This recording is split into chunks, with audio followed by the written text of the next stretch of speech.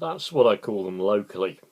Any dealings I have with them, I refer to them as Sanctions Centre Plus.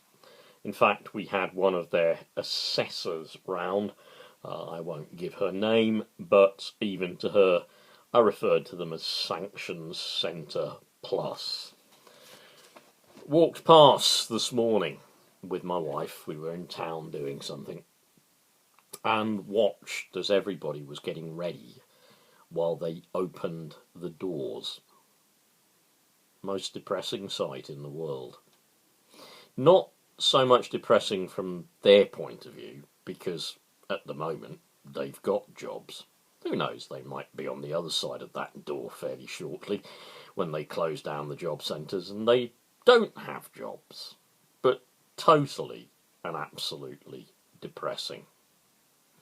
Not depressing from any kind of particular point of view, but depressing from the point of view of how those people standing outside are going to be treated. Yeah? How they're going to be treated. I was talking with my wife as we went by, and I mentioned the fact that it's common now for any of those people standing outside to be told, oh, we don't allow children in the job centre. Health and safety regulations. It's absolute rubbish. There's absolutely nothing behind that at all, yeah? The other thing, of course, now that's completely common is G4S. Guess whose husband, Theresa May, of course, runs the company. He's making a few quid out of the security guards, and there'll always be a couple of goons in there who just are getting ready to go, oh, can't do that in here. No filming, no nothing. Oh, out you go. Bye-bye. Out. Don't make trouble. Don't make trouble. It's just like you see in I, Daniel Blake. It's exactly like that. So I walked past the building this morning. I feel deeply for the people waiting outside for the doors to be opened. I look at their expensive cars in the car park behind. I see at least one Mercedes gleaming with its badge on the front, yeah? And I think, what have you had to do to get all the money to buy that car? What kind of policies have you had to institute to make that happen?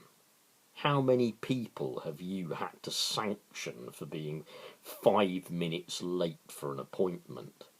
How many people did you sanction who keeled over with a heart attack whilst in your care at Sanctions Centre Plus?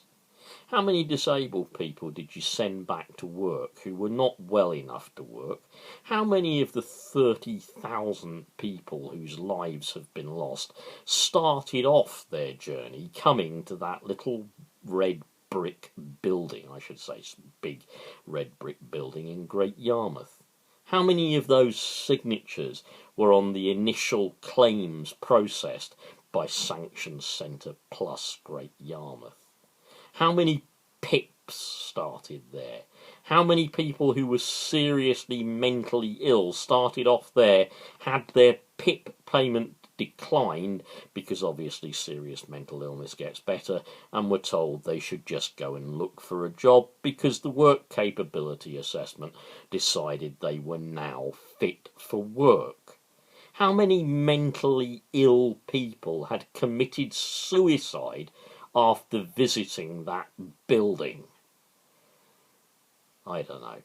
They can indeed say, we're only doing our jobs. We're only doing our jobs. We're only doing our jobs. But wasn't that what the Nazis said? We were just following orders when they started getting rid of the sick and disabled. Make no mistake. This government is culling the sick and disabled, and the cull begins in places like Sanctions Centre Plus. It's where the cull begins, yeah? I'm fighting them, as you all know, at the moment on appeal over a benefit, yeah? I expect to take it all the way to tribunal. I'm extremely happy to take it all the way to tribunal. I'm actually longing for my chance to speak to them. I want my chance, yeah? But they have the power of life and death. Let's be quite clear about that. The power of life and death.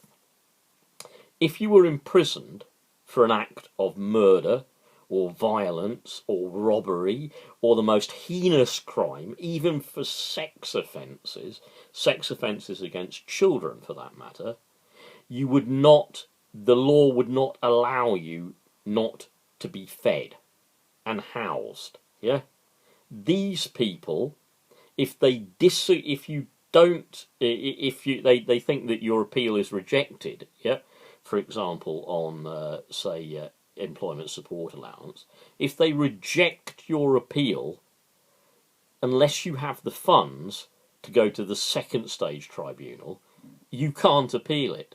And even if you did have the funds, once one of their decisions has been made by, quote, a decision maker, you cannot challenge it. Yeah? So a decision maker technically could rule that you were not entitled to any money to live on and eat from and pay your rent from, money for which you have inadvertently paid because you pay tax and national insurance. But a decision maker could decide that you could die of starvation. You can't even do that for somebody you lock in prison. Why do you think Theresa May wants to withdraw from the European Commission on Human Rights? Why do you think that is? Listen, my friends, it's people like me and my wife and other disabled people, despite what is happening with Jeremy Corbyn, and that's absolutely fantastic, but despite what is happening with him, this place, Sanctions Centre Plus, is where the journey of horror begins. This Sanctions Centre Plus is where lives begin to be ended. Sanctions Centre Plus, where they talk to people, those people I passed this morning, waiting to go in through those brown doors, where some of them will be spoken to like dirt. They will be bullied. They will be sanctioned. They will be treated like this, subject to this treatment, so that billionaires like Alan Sugar can get richer. So that billionaires like anybody, like Branson and huge corporates, do not have to pay tax. They will take it from people like me, from the sick, the disabled, the unemployed, those who could never get a job. They will take it from us. We suffer. We will suffer so that they can get richer. It is disgusting, and it has to stop.